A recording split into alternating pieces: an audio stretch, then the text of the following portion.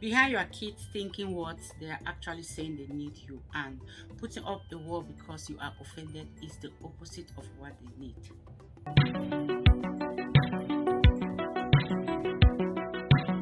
Hi family, welcome back to my channel. If this is your first time stopping by this channel, a very special welcome to you. So please go ahead and support me by clicking the red subscribe button below this video.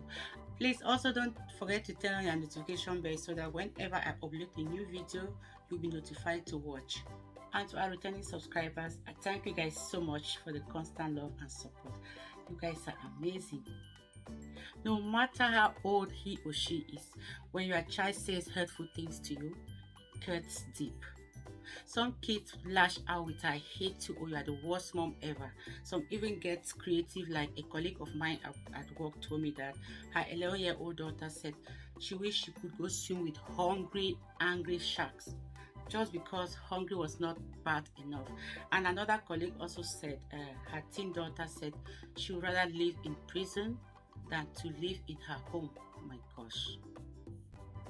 It's natural we want to lash out or even cry in response, but as the adult in the relationship, we have to use self-control.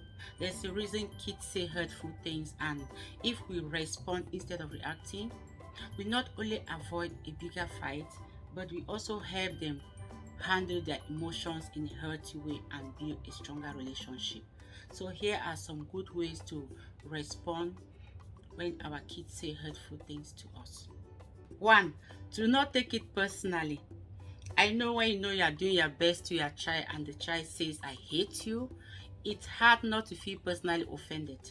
You might even be tempted to come back with "after everything I've done for you and you still say you hate me." Know that when your child says hurtful things to you, it's an expression of frustration or loss of control.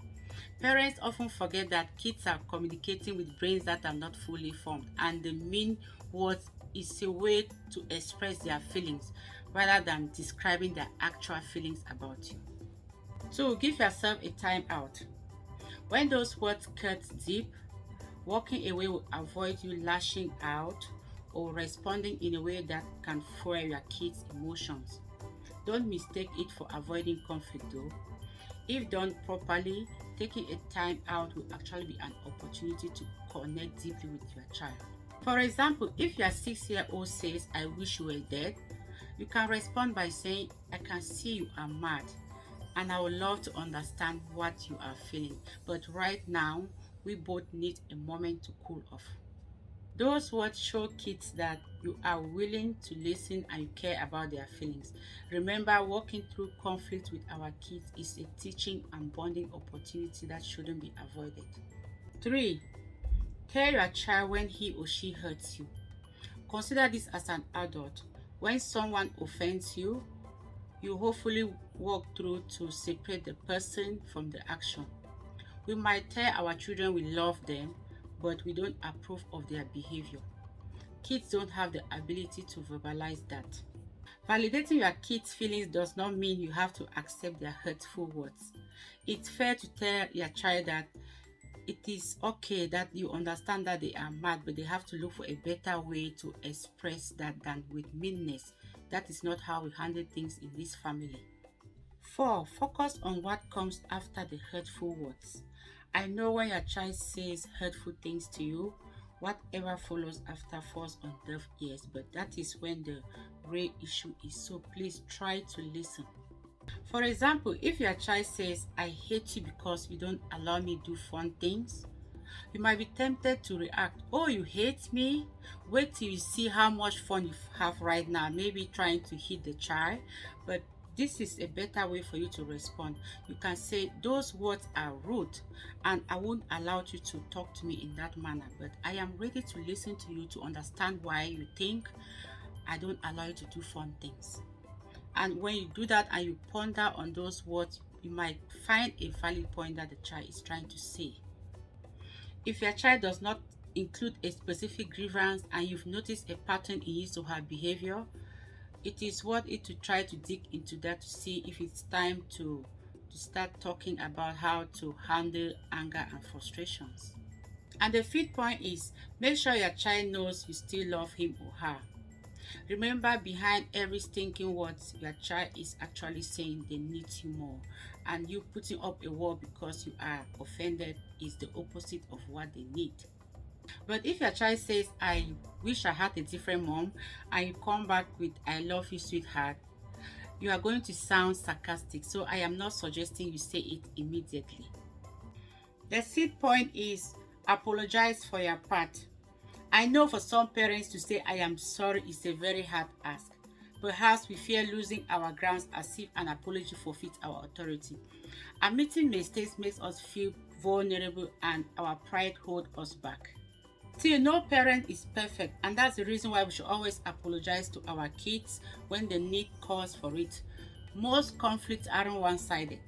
Our kids need to hear where we went wrong and how we may have contributed to their outbursts. They learn that they are not always at fault, that we are just as bound to consequences of our own mistakes. Knowing that adults are imperfect sends the message that they can question something that an adult said or done. And also, considering how much we want to protect our kids, it is vital they know adults can be wrong too. And the seventh point is show your child how to express emotions.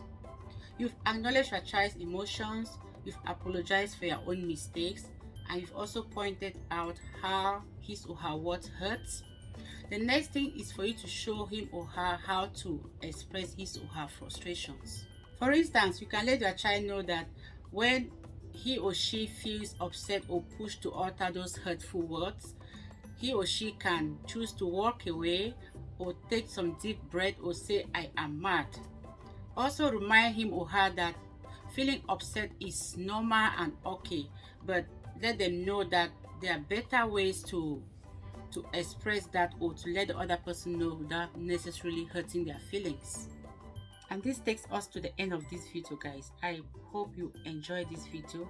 Please make sure you share with me some other ways we can respond to our kids when they say those hurtful words to us, which I would really appreciate and I would love to learn as well. Thank you all so much. Make sure you like, share, and subscribe to my channel if you haven't done so. And also don't forget to turn on your notification bell so that whenever I upload a video, you'll be notified to watch. I love you all. Bye bye.